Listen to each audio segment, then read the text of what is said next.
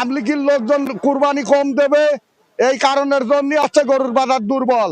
এইভাবে বাজার থালি গৃহস্থর সর্বনাশ, আবার ভারতের গরু আলি আরো বিপদ।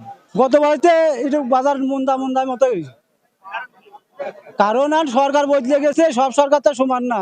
আগে অন্য বছর আপনার রোজারেন্দের পরেতে মনে করেন কুরবানির বেচা কেনা শুরু, আর এবার সেরকম কোনো ভাব নেই, এখনো ভাব নেই।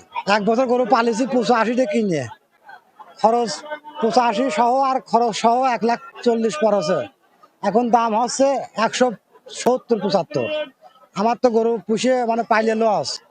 আমার গরুটা যদি 90,000 বা 95,000 বেচতে তাহলে আমার কিছু থাকবে।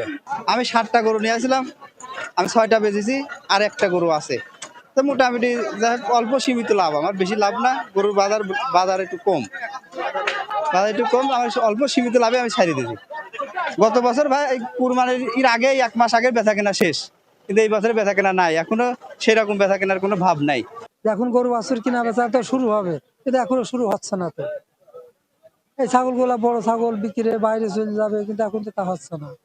সবে বড় 3.5 লক্ষ দাম হয়েছিল, সেই করে যে গত কালকে বেচেছি 2,45,000। আর ঈদের আগে 3.5 লক্ষ ওই ওনারা পাঠিরা এসে বলতো, আমি দিতাম না। সেই করে এখন আর কি করবো, এখন বড় গরু আমরা হাট বাজার তেমন নেই না, এই 245 বেচে দিছি গতকালকে। এইভাবে বাজার থালি গৃহস্থর সর্বনাশ, আবার ভারতের গরু আলি আরো বিপদ। সেই জন্য ভারতের একটা গরু না আছে, বাঙালির গরুগুনি বাংলাদেশেই থাক, লোক 2 টাকা পাক, মানুষ কুরবানি দিক। দাম এবার কম হওয়ার কারণ কি, দেশ মুই ভালো নাই, নতুন সরকার,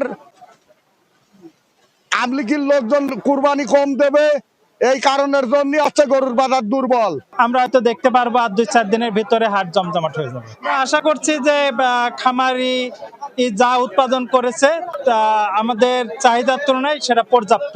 আশা করি আমাদের লোকালি বিক্রি সবই হয়ে যাবে।